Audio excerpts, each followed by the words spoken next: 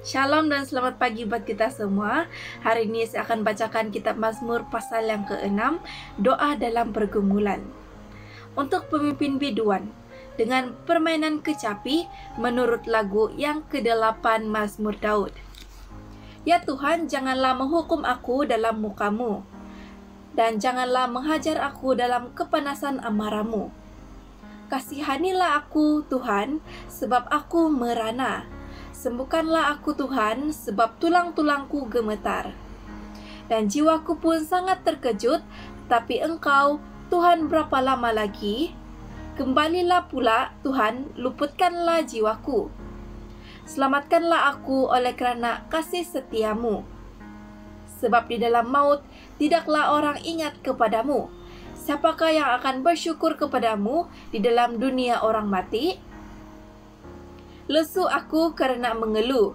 Setiap malam aku mengenai tempat tidurku. Dengan air mataku aku membanjiri ranjangku. Mataku menghidap kerana sakit hati, rabun kerana semua lawanku. Menjauhlah daripadaku, kamu sekalian yang melakukan kejahatan, sebab Tuhan telah mendengar tangisku. Tuhan telah mendengar permohonanku, Tuhan menerima doaku. Semua musuhku mendapat malu dan sangat terkejut. Mereka mundur dan mendapat malu dalam sekelip mata. Shalom, selamat pagi kepada kita semua. Kembali lagi saya menerangkan di kitab Mazmur dan kita sudah sampai di Mazmur pasal yang ke-6. Dan tajuk besar di dalam Mazmur pasal yang ke-6 ini adalah doa dalam pergumulan. Pertanyaannya, apa sebenarnya tulisan Daud ini? Pergumulan apakah yang dituliskan oleh Daud pada ketika itu? Pada ketika ini saya mengambil ayat di sini, bahwa di dalam ayat yang kedua dikatakan di sana, kasihanilah aku Tuhan, sebab aku merana. Sembuhkanlah aku Tuhan, sebab tulang-tulangku gemetar.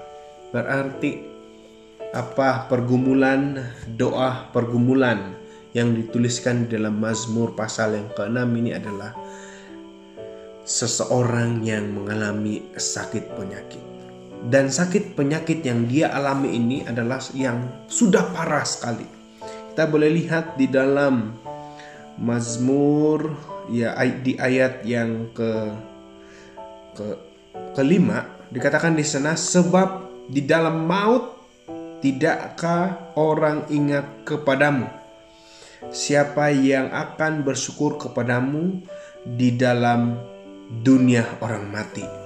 Berarti apa yang dituliskan oleh Raja Daud ketika ini adalah seseorang yang mengalami sakit penyakit yang sudah hampir mati. Berarti pergumulan, doa dalam pergumulan di dalam ayat Alkitab ini adalah sakit penyakit. Dan apa yang kita dapat lihat di sini adalah tempat kita berharap sepenuhnya adalah dari Tuhan sendiri. Sebab di dalam ayat yang ke-9 maafkan saya, Tuhan telah mendengar permohonanku, Tuhan menerima doaku.